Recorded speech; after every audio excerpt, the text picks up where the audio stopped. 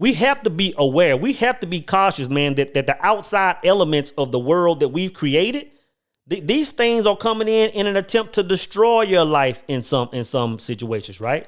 So when you meet a new person, male or female, two things you need to consider, right? The first is you have to be. Is it not written in your law that ye are gods? You understand what I'm saying? So it just depends on what level you on based on, whether you're human or whether you're immortal. At ease.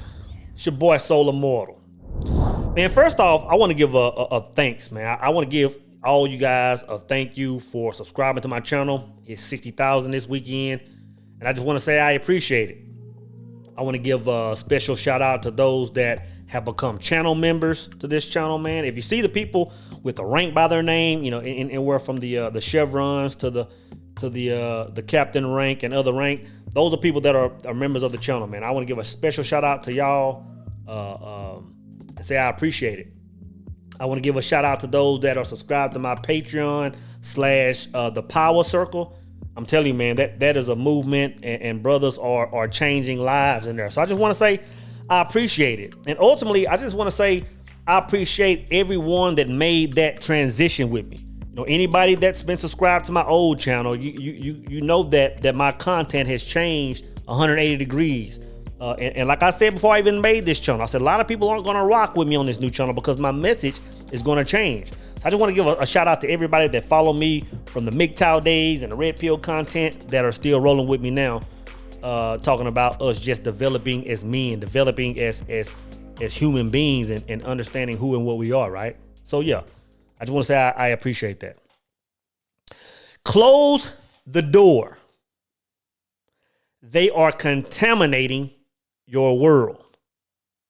I'm going to say it again. Close the door.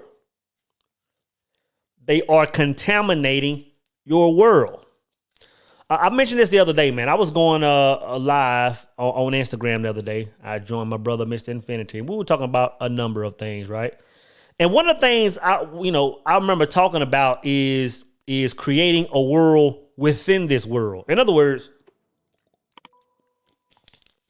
like I was explaining to my brother Derek, I was saying like I can see the problems of this world. I see all the issues. I see all the things that have people in uproar. I see all the mandates. I see all this stuff taking place, but I'm viewing it through the walls of my bubble.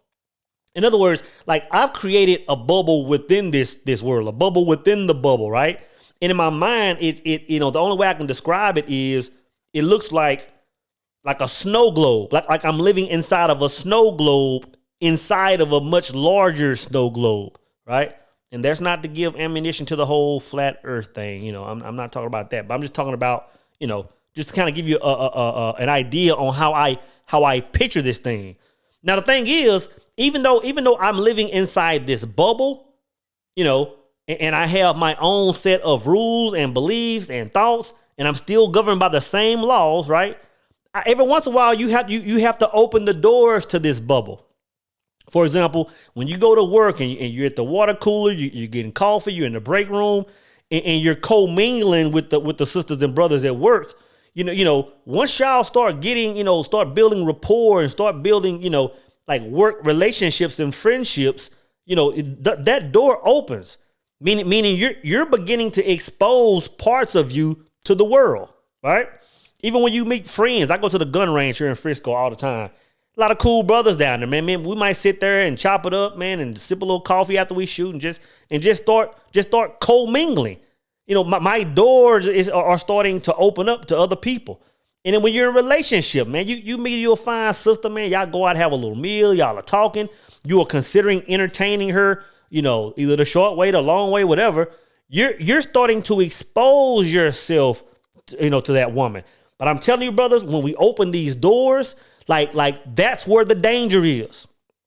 That's where the danger is because you got to understand, once you open that door, you're letting parts of yourself, flow out. But at the same time, you have to understand that parts of that world are flowing in. What do I mean parts of that world are flowing in? You have to understand, man, that in order to construct a bubble within the bubble, brother, it's all a matter of removing old beliefs, removing traumas, removing doubt, removing all those negative things to create this safe space. You know, when I talk about this bubble, I'm strictly talking about, you know, the 91st Psalms life. When you're talking about that protection and that guidance and no weapon form and all that stuff, that's what I'm talking about when I say a bubble. You know, I'm not literally talking about the walls of the place you live. I'm talking about the world, you know, the bubble that actually surrounds you, right?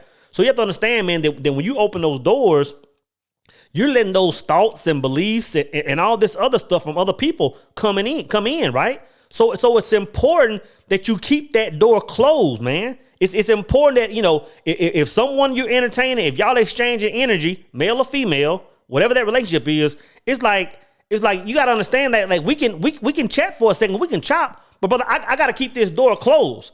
So you got to make some decisions, right? One of my favorite books, again, I've been coming from it from the last few days, Secret of the Ages, Robert Collier, right? In the very beginning of the book, it says this.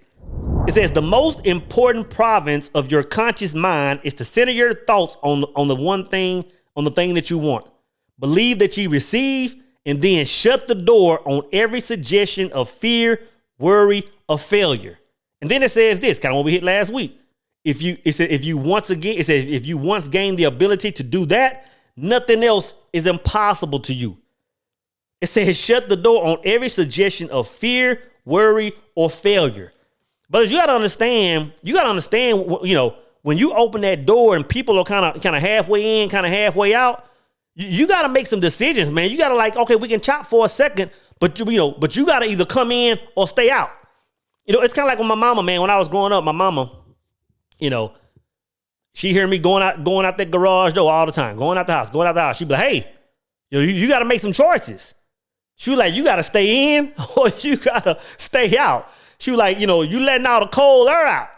You know what I'm saying? Or you letting all the heat out in the winter, man. And when I was young, I was like, it don't make no sense. It ain't that serious. But my son, now I get it, man. Because my son will be going to that front door and just leave that door open and kind of be lingering and looking. I'm like, bro, like it's cold outside, man. Like, close them doors. So that's what I mean, man. Like, you have to understand that when that door is open, you're being exposed to the outside world. So all that work you've been doing to build this bubble, to build your kingdom, to build your world within this world, brother, you're now subject to all those elements outside. I can remember when I was little, man. My grandmother, man, we would have like Thanksgiving and Christmas dinner, or just like family hookups, man. We'd all go to my grandmother's house. It would be all my uncles and aunts and cousins and neighbors and friends of family and friends of theirs, brother. It would just be like a super reunion, man. It would just be like almost like a little festival, man. My grandmother would be in there cooking, everybody throwing down in the kitchen. I got some uncles out there on the grill, just good living, right? And I can remember coming out of my grandmother's door. She had a screen door, one of them old country screen doors, man. And it made this loud, and as soon as she heard that noise, she was like, close that door. You letting the flies in. I mean, whether you were coming in and going out, man, you had a split second to get that door open and closed. She'd be like, close that door. You letting the flies in, man. And now that I'm older, now that I'm starting to, have a more understanding of the way this world works, like that's what's taking place in our lives, man. Going back to us leaving these doors open. I mean, yeah, it's one thing. It's one thing to allow cold air or allow a little warm air to come in and throw your thermostat off, right? But brother, when you start letting flies in your space, but you talking about a whole nother something else. You talking about a whole nother something else, brothers.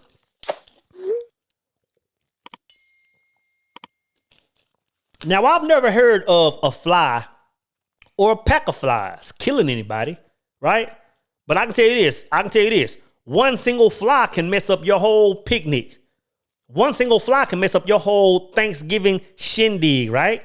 Because instead of everybody just sitting down enjoying the fruit of their labor, she might have cooked some turkey and dressing, man. Unc might have threw down on some ribs or some links or some whatever he was doing on the grill, right?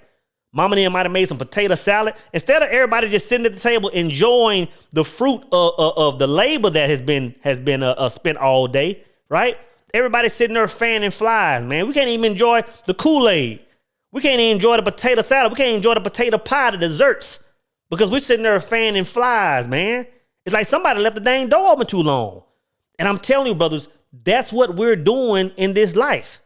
That's what we're doing when we expose ourselves to people. It's like this, man.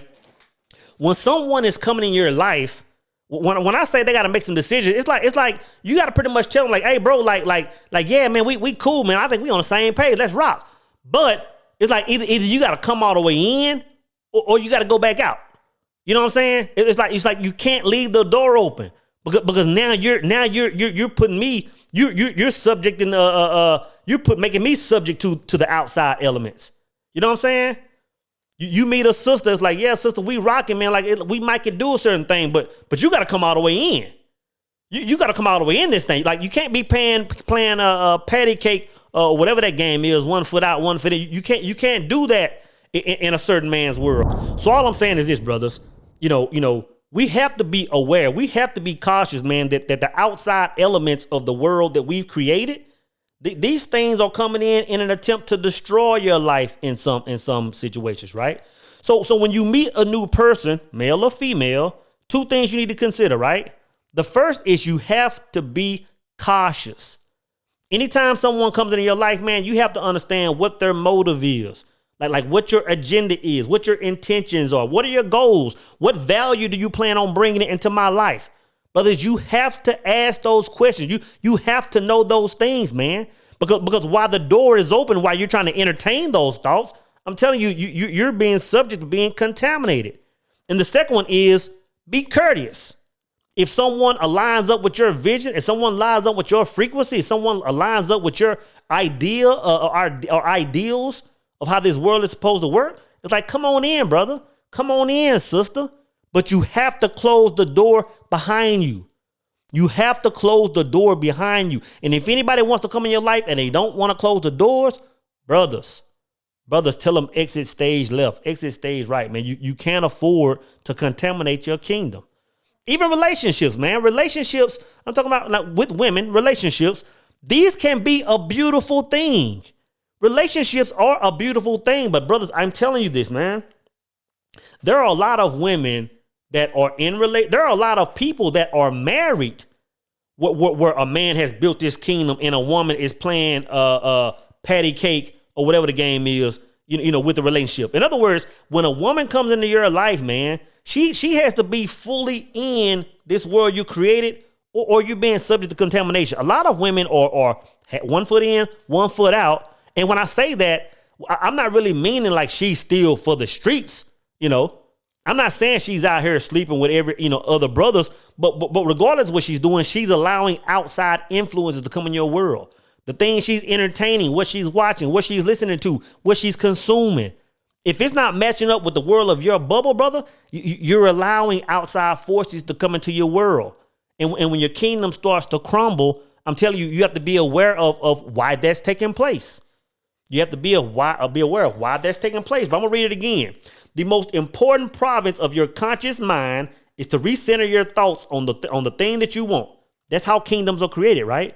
Then it says this: believe that you receive, and then shut the door on every suggestion of fear, worry, or failure, or anybody associated with those vibes, is all I'm saying.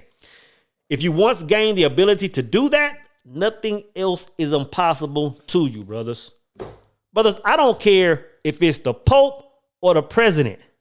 Tell they ass to close the door behind them.